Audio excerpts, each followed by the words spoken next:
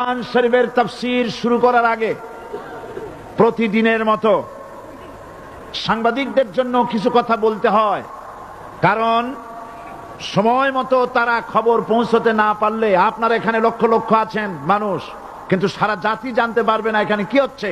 এই জন্য আমি আজকের বক্তৃতায় কি সব কথা আনবো, তাফসীরের মাধ্যমে কি সব কথা আসবে, তার একটা সামারাইজ, তার সার সংক্ষেপ, অর্থাৎ নিউজের হেডলাইন যেমন বলা হয় সেরকম কিছু কথা 2-1 মিনিটে বলেই কোরআন শরীফের তাফসীর শুরু করব। বেমাশিয়াতিল্লাহ, বিইজনিল্লাহ, বেফদলিল্লাহ। সেই কথাগুলি হচ্ছে, এই পৃথিবীতে নবী রাসূলগণের আগমন ঘটেছিল, উদ্দেশ্য ছিল এই আল্লাহর জমিনে আল্লাহর মানুষের উপরে আল্লাহর বিধান কায়েম করা। এটাই ছিল নবীদের আগমনের উদ্দেশ্য। আর শয়তানের আগমনের উদ্দেশ্য ছিল আল্লাহর বিধানের পরিবর্তে ধর্ম নিরপেক্ষ মতবাদ কায়েম করা। এজন্য পৃথিবীর কোন নবী, কোন রাসূল ধর্ম নিরপেক্ষ ছিলেন না, সবাই ছিলেন ধর্মের পক্ষে। রাসূলুল্লাহর অসংখ্য সাহাবীদের মধ্যে একজন সাহাবীও ধর্মের ব্যাপারে নিরপেক্ষ ছিলেন না। গোটা বিশ্বের সমস্ত মুহাদ্দিস, মুফাসসির এবং বড় বড় ওলামা, পীর বুজুর্গ, এমন একজন লোক পাওয়া যাবে না যিনি ধর্মনিরপেক্ষ মতবাদের অনুসারী ছিলেন। তাই ধর্মনিরপেক্ষ মতবাদের অনুসারী হওয়ার অর্থই হচ্ছে পবিত্র কোরআন হাদিসের সরাসরি অমান্য করা এবং আল্লাহ ও তার রাসূলের সাথে বিদ্রোহ ঘোষণা করার শামিল।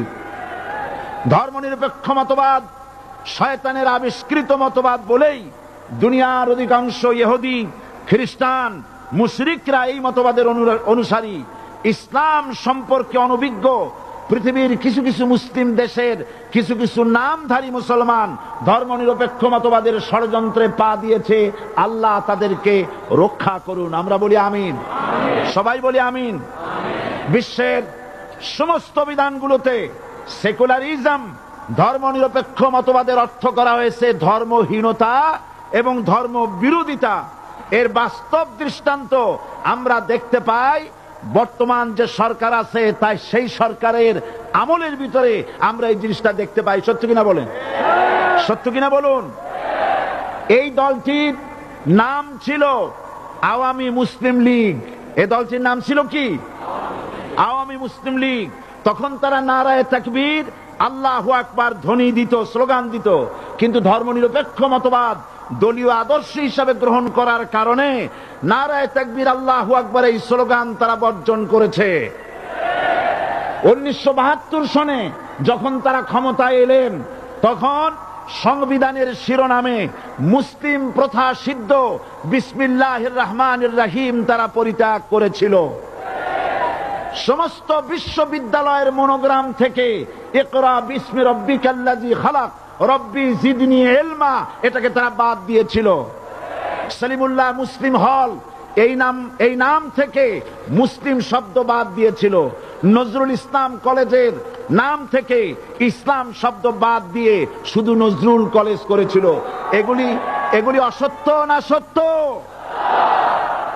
বর্তমান এই সরকার ধর্মনিরপেক্ষ হওয়ার কারণে ইসলাম এবং মুসলিম বিদ্বেষী, তার অসংখ্য প্রমাণ এই জাতির কাছে রয়েছে।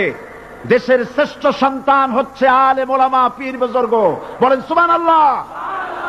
দেশের শ্রেষ্ঠ সন্তান পীর মাশায়েখ আলেম ওলামাদের বিরুদ্ধে কোন জায়গায় কোন দুর্ঘটনা ঘটলেই তাদেরকেই দায়ী করা হয়। হরকুতুল জিহাদ, লাদেন বাহিনী, তালেবান নাম করে আলেমদেরকে গ্রেফতার করে এই সরকার পুলিশ দিয়ে নির্যাতন করেছে সরকার। একথা সর্বজনবিদিত যে সন্ত্রাস এবং হত্যা, ধর্ষণের 90% অনুষ্ঠিত হয় কলেজ বিশ্ববিদ্যালয় পড়ুয়াদের মধ্য থেকে। আর চরিত্র সৃষ্টির শ্রেষ্ঠ কারখানা মাদ্রাসাগুলি এই সরকার একটা একটা করে বন্ধ করার পরিকল্পনা গ্রহণ করেছে। মাদ্রাসা শিক্ষাকে সংকুচিত করে ফেলছে। শুধু তাই নয়, দেশে অসংখ্য ভালো মন্দ পত্রিকা আছে, আরো রয়েছে ফুটপাতের অসংখ্য অশ্লীল ম্যাগাজিন, পর্ণ পত্রিকা, দেশের অধিকাংশ জাতীয় দৈনিকগুলো হিন্দুস্তানের টাকায় পরিচালিত এবং এগুলি হচ্ছে ইসলামের চরম বিদ্বেষী। সরকার সেগুলিরই পৃষ্ঠপোষকতা করছে, আর্থিক সাহায্য দিচ্ছে, বিজ্ঞাপন দিচ্ছে। আর অন্যদিকে এদেশের মুসলিম জাতিসত্তার প্রতীক, স্বাধীনতা, সার্বভৌমত্ব, অখণ্ডত্বের অতন্ত্র প্রহরী, জননন্দিত 12 কোটি মুসলমানের কলিজার সাথে সম্পর্ক দৈনিক ইনকিলাব পত্রিকাকে বন্ধ করার ষড়যন্ত্র হিন্দুস্তানের গোলাম সরকার হাতে নিয়েছে।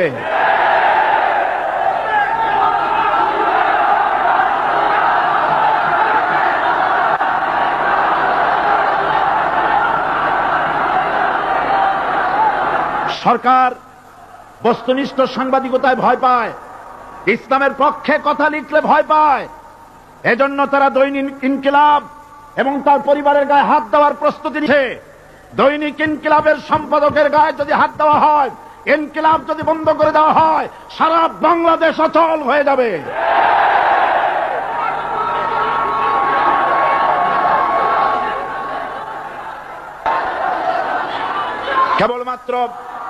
কেবলমাত্র ইসলামী রাষ্ট্র ব্যবস্থাই পারে হত্যা, ধর্ষণ, চুরি, ডাকাতি, জেনা, ব্যভিচার থেকে রক্ষা করে একটি সন্ত্রাসমুক্ত সমৃদ্ধ একটি বাংলাদেশ উপহার দিতে পারে কেবলমাত্র ইসলামী রাষ্ট্র ব্যবস্থা।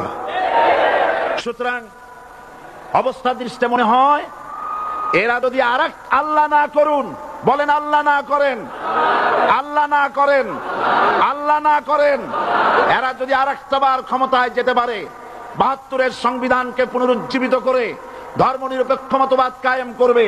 সেজন্য আজ গোটা তাওহীদবাদী মুসলমানদেরকে জানতে হবে ধর্মনিরপেক্ষ মতবাদ একটি কুফরি মতবাদ। ওলামারা আমাকে সাক্ষী দেন, ধর্মনিরপেক্ষ মতবাদ কুফরি মতবাদ কিনা। এই কুফরি মতবাদকে বাংলাদেশের মাটিতে যাতে কার্যকরী করতে না পারে তার জন্য গোটা তাওহীদি জনতা রুখে দাঁড়ান। আল্লাহ পাক সে তৌফিক গোটা জাতিকে দান করুন বলি আমিন।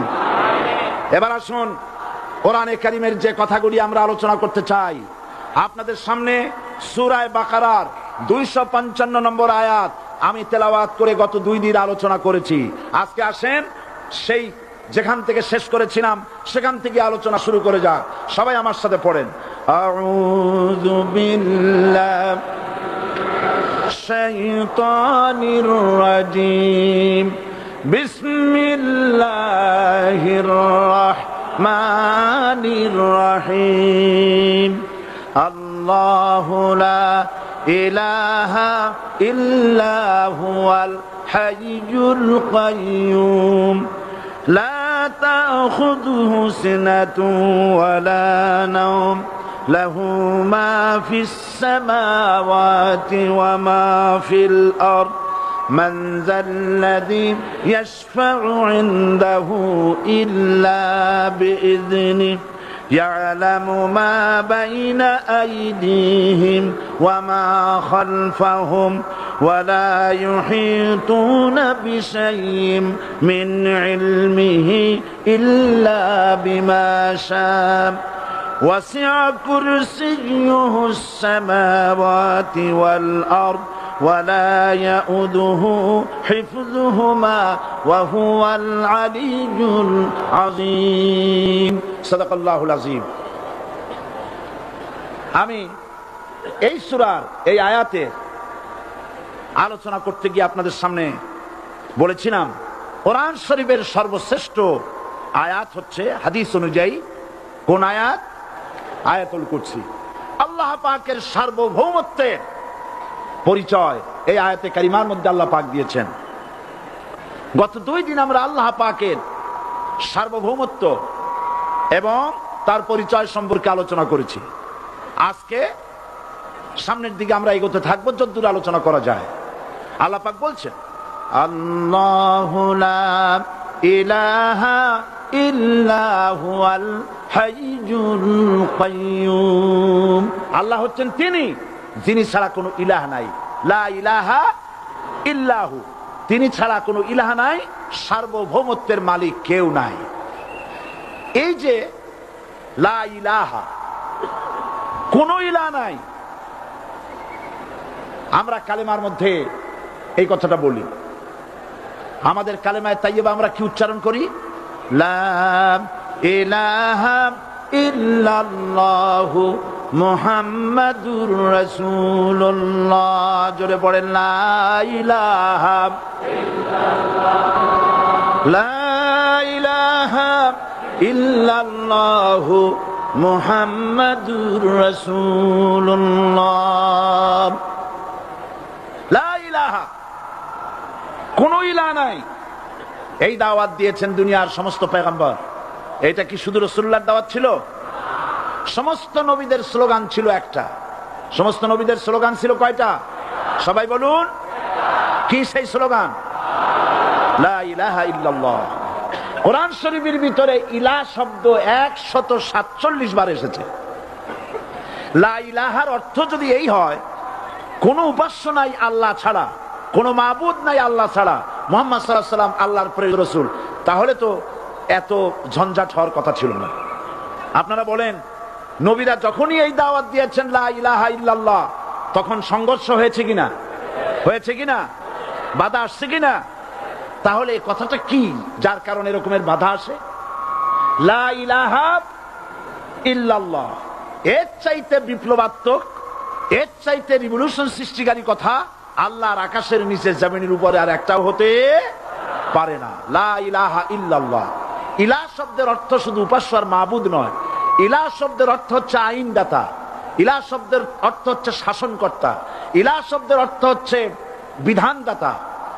তো লা ইলাহা যখন একটি লোক ঘোষণা করে, তার অর্থ দাঁড়ায় কোন আইনদাতা নাই, বিধানদাতা নাই, শাসনকর্তা নাই, কারো আইন মানি না, বিধান মানি না, শাসন মানি না, আল্লাহ ছাড়া। কে ছাড়া? আল্লাহ ছাড়া।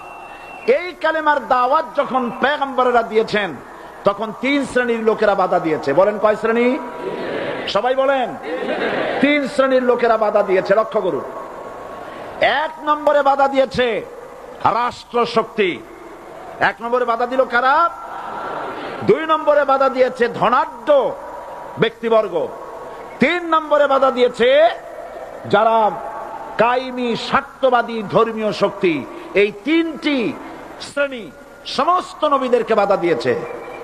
সেই বাধা অতীতে যারা দিত, এখন আর দেয় না নাকি? এখনো দেয়। দেখুন, এই কালেমার দাওয়াত হযরতে মূসা আলাইহিস সালামকে যেদিন আল্লাহ পাক প্রথম ওহী দিলেন, এই দাওয়াত শুধু রাসূল দেন নাই। আল্লাহ পাক বলছেন প্রত্যেক নবী তার জাতিকে এই দাওয়াত দিয়েছেন। কি? আল্লাহ রাব্বুল আলামিন বলেন, সকল নবী তার কওমকেই বলে দাওয়াত দিয়েছেন, ইয়া কওমি ইবুদুল্লাহা মা লাকুম মিন ইলাহিন গায়রু। হে সম্প্রদায়, আল্লাহ ছাড়া কোন ইলাহ নাই, তার ইবাদত করো, তারই দাসত্ব করো, তার গোলামি করো। আল্লাহ পাক মূসা আলাইহিস সালামকে যখন নবুয়াত দিলেন, প্রথম যে ওহী এলো, প্রথম ওহীটাই ছিল ইন্নানি আনাল্লাহ লা